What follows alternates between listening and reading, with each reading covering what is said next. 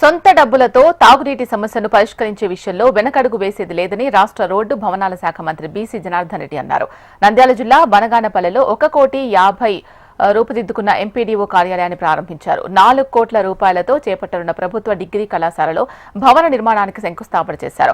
కోవెలకుట్లలో రక్షిత తాగునీటి పథకాన్ని ప్రారంభించారు. తాగునీటి సమస్య ఉంటే ప్రజలు తన దృష్టికి తీసుకొస్తే సంబంధిత అధికారులతో చర్చించి తాగునీటి సమస్య పరిష్కరిస్తారని తెలిపారు. అవసరమైతే తాగునీటి సమస్య పరిష్కారానికి తన సొంత నిధులు వెచ్చించడానికి వెనకాడబోమని భరోసా ఇచ్చారు.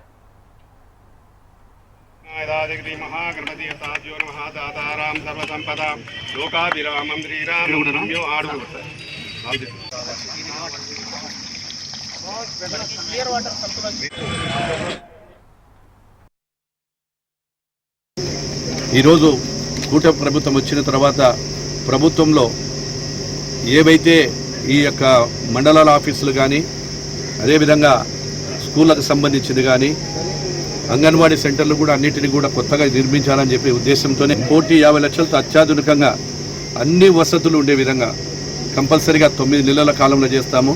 గత ప్రభుత్వం నిర్లక్ష్యం వల్ల ఇవన్నీ కూడా నిలబడిపోయినాయి. ఏ రోజున వాళ్ళు వచ్చి ఈ విధంగా ఎప్పుడైనా చూసినారు అక్కడికి?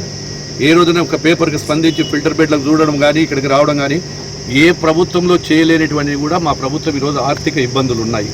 అనేక సమస్యలు కొట్టుమిట్టాడుతున్నాయి.